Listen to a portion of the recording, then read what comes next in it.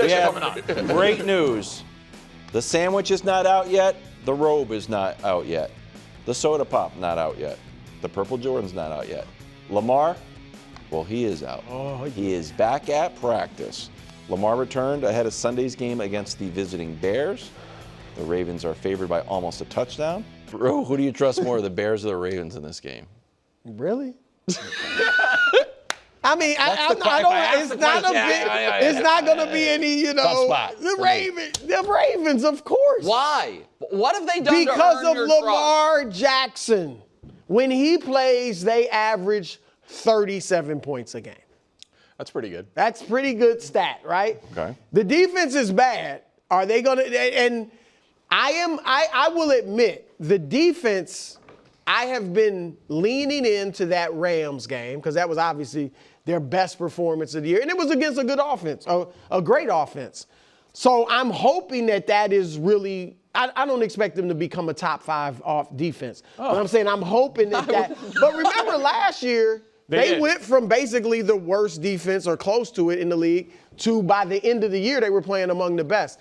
I don't necessarily expect that type of jump.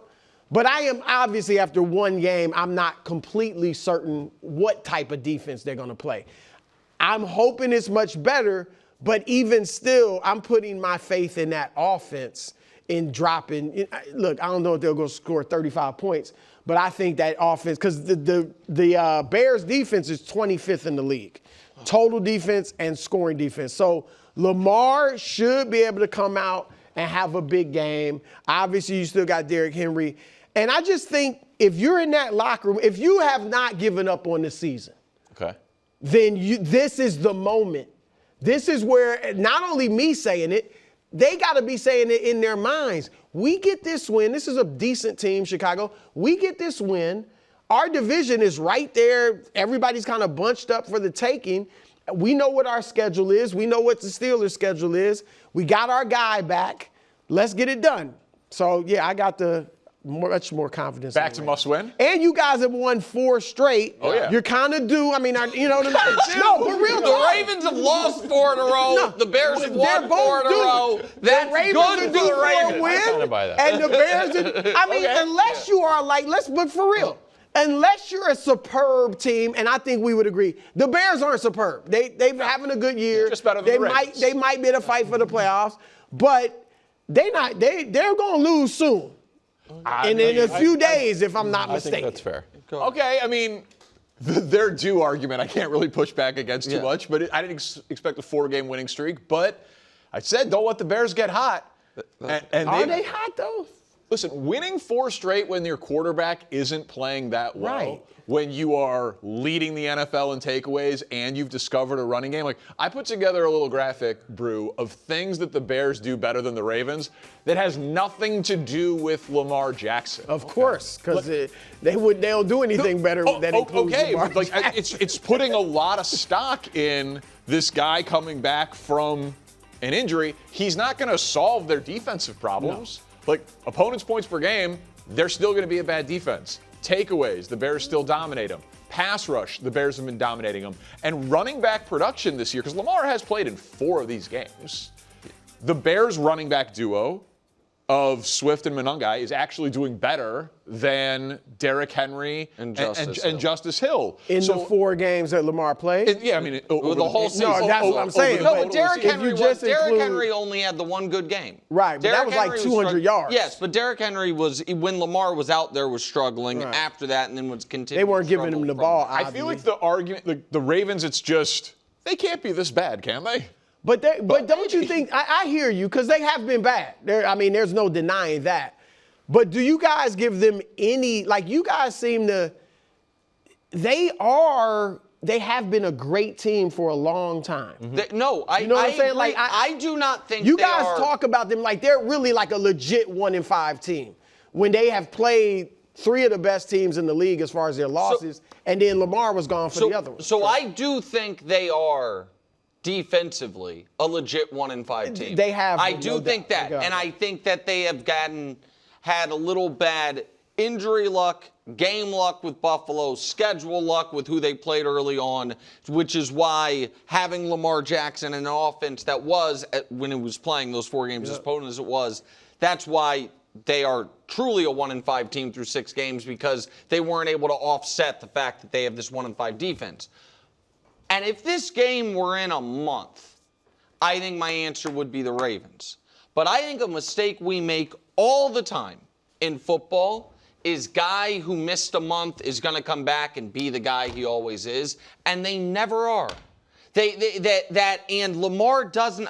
While Lamar's missed time, when he's missed time, it's usually been at the end of the year. You know, those back-to-back years. We haven't seen these instances where he misses 4 weeks or 3 weeks. I know one of the games was a bye, and then comes back and plays. So we don't know how he's going to look in this game.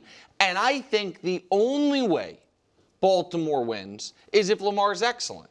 Because I do think the defense has structural problems. The Ravens defense, to me, feels like the Eagles offense from a schematic standpoint, but instead of having superstars all over the place, doesn't have hardly any, except for Kyle Hamilton. Like, I don't think Roquan Smith is a superstar anymore. Nnamdi Madubuike is out for the year. And so I think they don't have a ton of talent on that side of the ball right now, and schematically they're bad.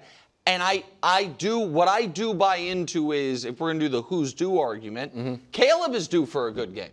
Like, they've won despite how Caleb played against the Bears and the Saints. So if Caleb plays well and the Bears can now run the ball since the bye, I think the Ravens,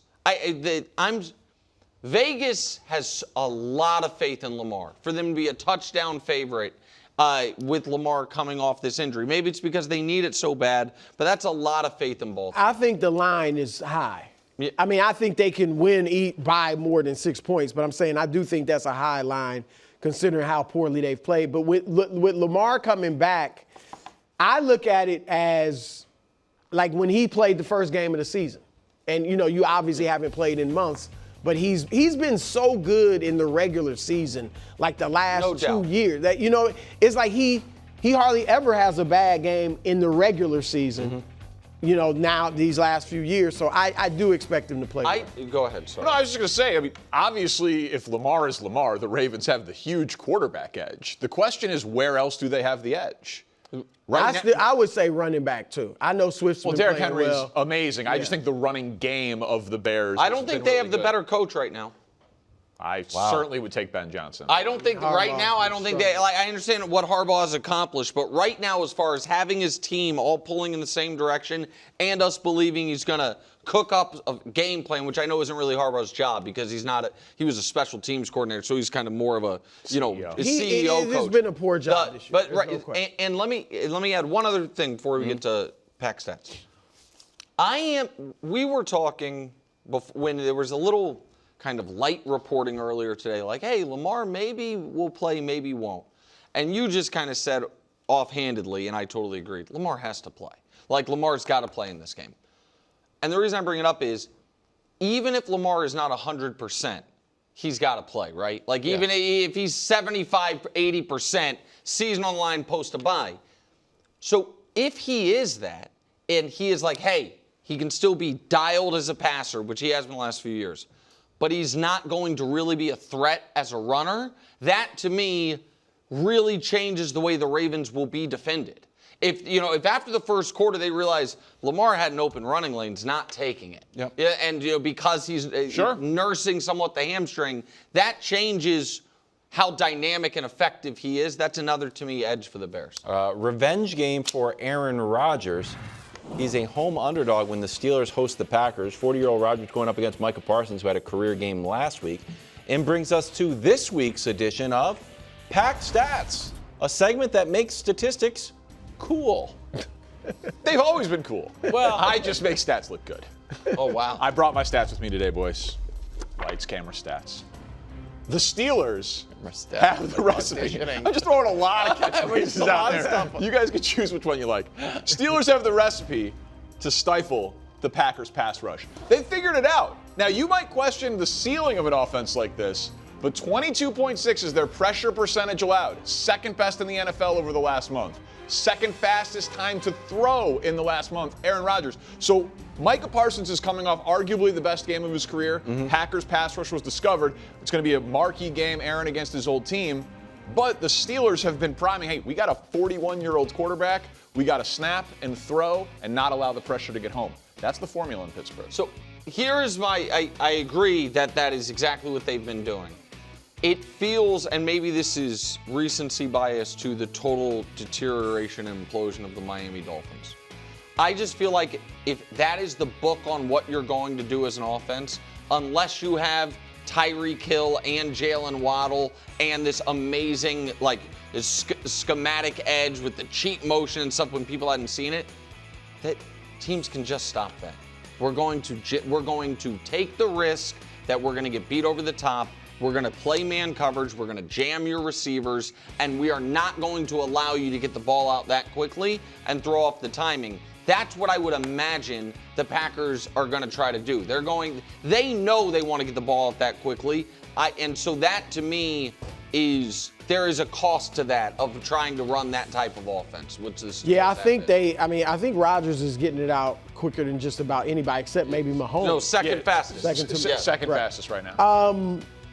But I think the teams they've played, Cincinnati, without Trey Hendrickson, right? Yep. Who else? Miami, the Jets. This is a different level of pass rush.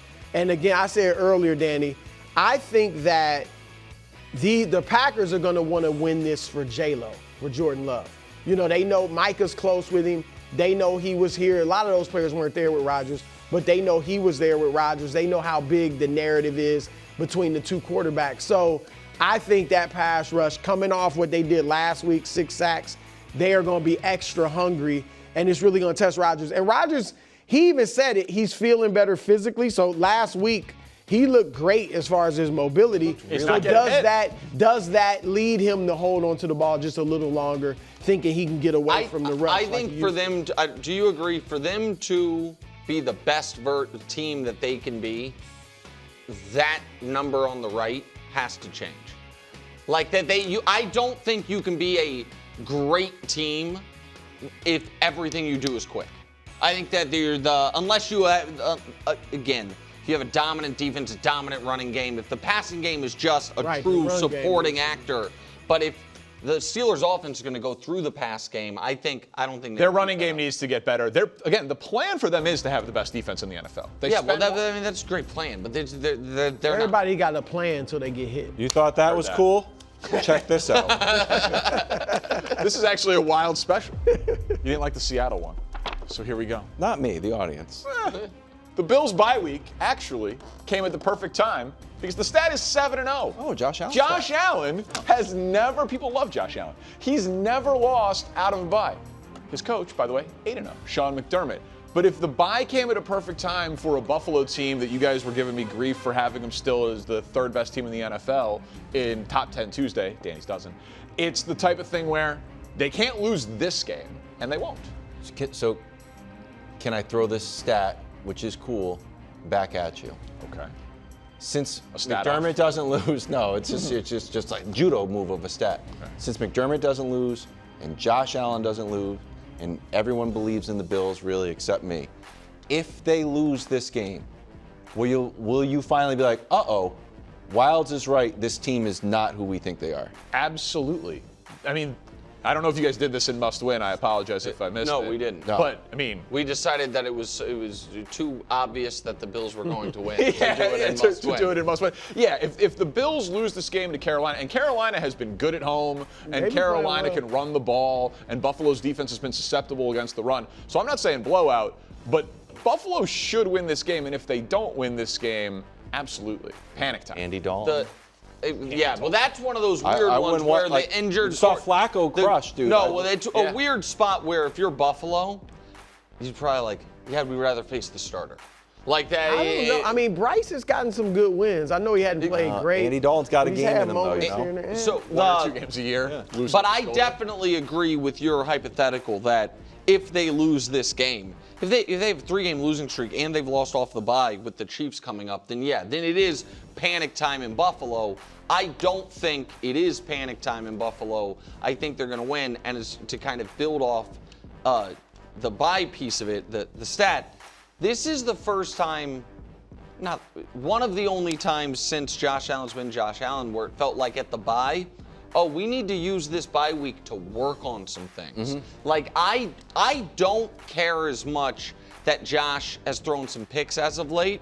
If that is in service of, we're going to hunt big plays a little bit more again. Because I don't think that they have not had the defense this year that they have had in years past, where you could play a more conservative style offense like they did last year. So I do wonder if Joe Brady used the bye week to be like, hey, we are going to try to stretch the field with first things first favorite Keon Coleman a little bit more than, we maybe planned going into the year. Yeah. All right. You ready for the coolest stat of them all? Yes. Check this out. Try to hold your, contain your They've been excitement. so cool. Like, If you don't mind. All right, last one. Yeah, Here we this go. is cool. Never leave home without my stats. What? Dude, you can't keep on auditioning. I'm trying all the new ones. Sorry. The Rams have the formula, defense and Matt Stafford, to have the Rams on a Super Bowl pace. If you have a quarterback with a passer rating of 109 or more and a defense that allows 17 points per game, 100% of the time you win the Super Bowl. And that is what the Rams have been doing so far through this is cool. 7 weeks. The 16 Patriots, the greatest show on turf, and the 89 Niners. Right now, Matt Stafford's passer rating is 109 point something, and they're allowing 16.9 points per game. The formula for the Rams, they should have been higher in Top 10 Tuesday. I'm not telling anyone how to do their jobs, and I trust and I respect the integrity of Josh and Troy, our statisticians. But I would have just said, let's make it 110, even if it's not true. Like, it just But feels Stafford's clear. rating is I know, 109. we got to round up, we got to do something. That is, I think the Rams defense, Brew, has been the most under-discussed, excellent unit in football. Yep. Like, whenever we talk about the Rams, it's Puka Nakua's breaking records, or everybody's All-American Matt Stafford, or Sean McVay something. That defense that they rebuilt basically in 2 drafts. Like, Aaron Donald rebuilt it. Has been extraordinary, and it's one of the reasons that I agree with kind of the general point, even if it's not your specific take, that team absolutely is a Super Bowl caliber team without a doubt. Yeah, they've won me over as far as, like, I don't think I even picked them to make the playoffs. Wow. Because I was worried about Stafford. He seemed fair didn't at really the time. play in the He was preseason in that stuff. amortal chamber, but he just didn't want to Bad practice back. in training camp. And that's what it seems like it was, Yeah. because he looks great. I mean, I had him second on Bruce's ballot. I mean, but he legitimately right now has a chance to win his first MVP. Correct. And so, which would be huge. People talk about I think that would make him in the Hall. I think that would put him in the Hall of Fame. Yeah, listen, He doesn't have the overall accolades. Even with that, you could question it. But if he has a still. league MVP and a Super Bowl championship as a quarterback, And And his top numbers 5 are all-time in his yards. numbers are high. Then he's going to be. That would, I think, be the final piece. And he does have a legitimate MVP case. His stats this year are crazy. Yeah. Devontae's fit in perfectly for them. Yeah. And again, they don't even have Nakua. So yeah, they're in that top tier in the NFC, no doubt. All right, so the Cowboys take on the Broncos on Sunday. Dallas coming off a huge win over the Commanders. Dak is playing out of his mind. I don't think anyone's playing better football, actually, at the quarterback position right now than Dak Prescott. Defense, though, has had plenty of questions. Are they going to make an addition at the trade deadline? Well, I mean, Micah Parsons was available. So Jerry loves to talk. And when he says we're in as good a shape as we've ever been, that feels questionable, given that the first good defensive performance of the year came when Jaden Daniels missed the last 4 drives with the hamstring injury, and they're without their top 3 wide receivers. Diana Rossini back with us, Greg Jennings, Danny Parkins. You buying this from Jerry? I mean, 341 yards compared to what, over 400 yards? That's improvement. That is progress. I see the excitement. So I was at the league meetings today in Midtown Manhattan, and I had a chance to talk to Jerry Jones about it. It's very similar to what we just heard there in terms of his enthusiasm about the team and just the optimism he has, of course, on the offensive side of the ball. But even talking about the defense, I asked him if he has confidence that Matt Eberflus is still the right guy here, because the defense is the weakest link. And he said, absolutely. He said, this is not about scheme at all.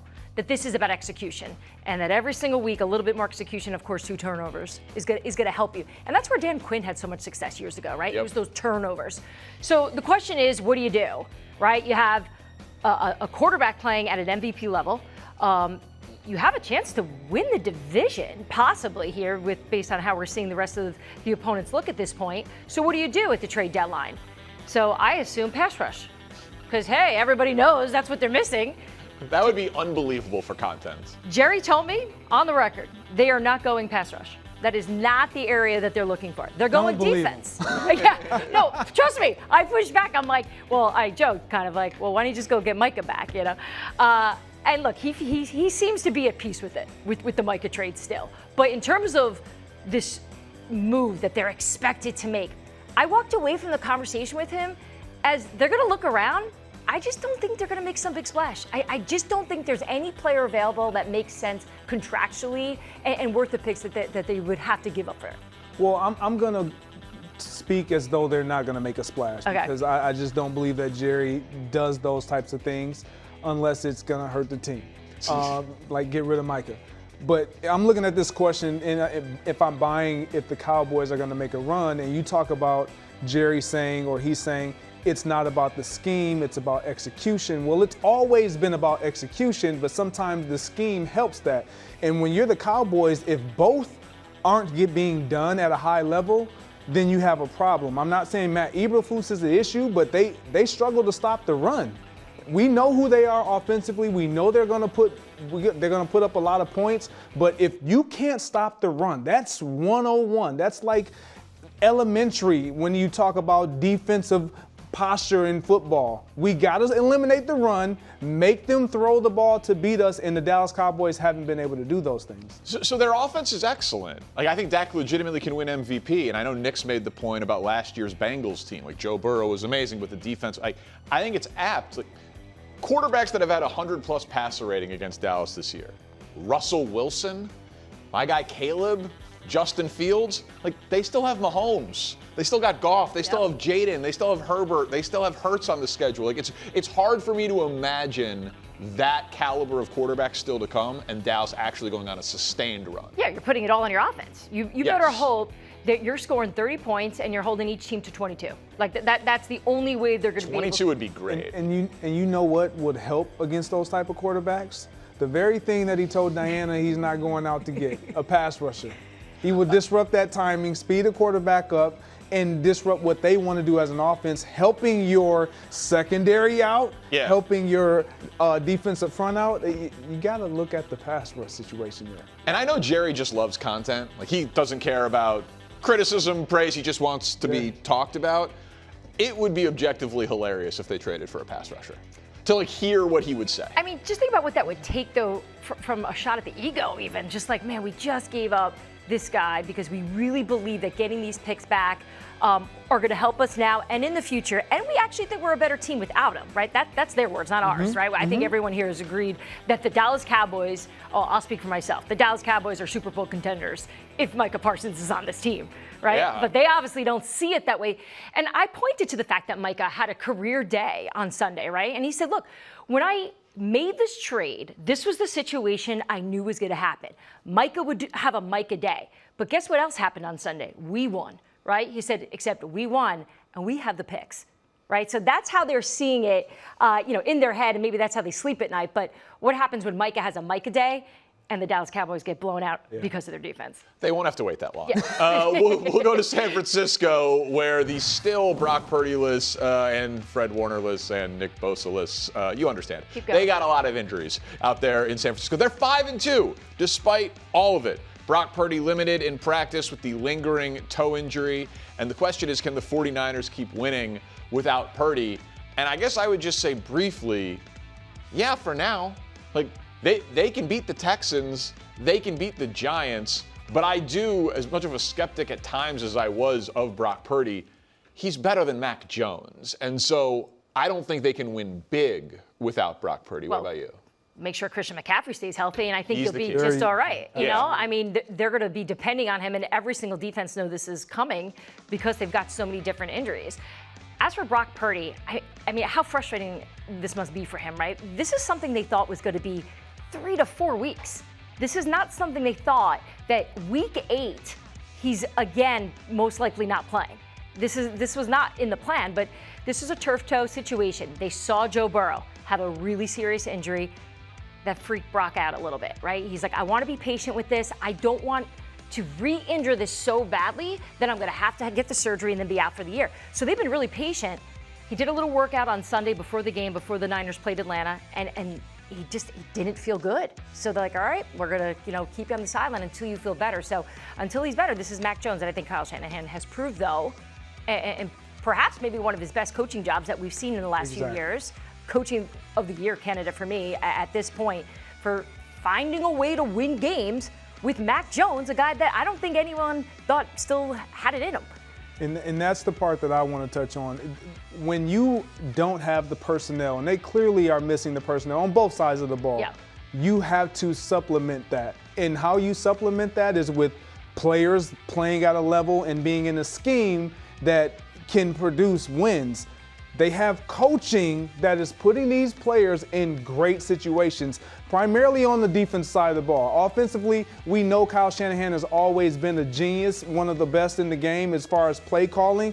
But what Robert Saleh has done on that defensive side of the ball with your marquee players out and with backups filling in, this team can still win with Purdy out because they have a scheme and coaching that can overcome it, and a favorable schedule. Yeah. Right, because the thing is, as the easy punchline is, you paid Purdy and now you're winning with Mac Jones, so why did you pay Purdy? Right, but they scored 6 more points per game with Brock Purdy than Mac Jones. Like, it's not like Mac Jones is lighting it up. They just happen to be winning with Mac Jones. Yeah. He's not making the critical mistake. They're a good example of why you pay a little bit more to have a good backup plan, right? How many teams lose? Hello, Cincinnati, right? Like, where they lose their starter and then they're scrambling to figure out, okay, we're a good team on paper, but we can't win because our backup isn't very good. San Francisco 49ers have the backup plan and they have the head coach who can get the most out of them. As for what they're going to do at the trade deadline, right, this is a team that is making calls for a pass rush. They're another one. I mean, you might as well just name every team right now. Trey Hendrickson has to go somewhere. Somebody wants him. Yeah. It's just Cincinnati doesn't want to move him. Why would they, right? In their mind, look, Joe Flacco just won us a game. Like, maybe we can do it with him. That would be. They're not willing to give it up. I know we're talking Niners. If Trey Hendrickson finishes the year in Cincinnati, when he is definitely leaving Cincinnati in the offseason, it would just be organizational malpractice. You have to trade him for something, right? Well, now with his value being as high as it would be, it's and every team needing someone like but that. We're talking about the Bengals. Like, they also could have gotten a lot more in the offseason for Trey. That's true. And they decided to keep him here. Well, the Niners can win a few more games without Brock Purdy. He's got to come back at some point.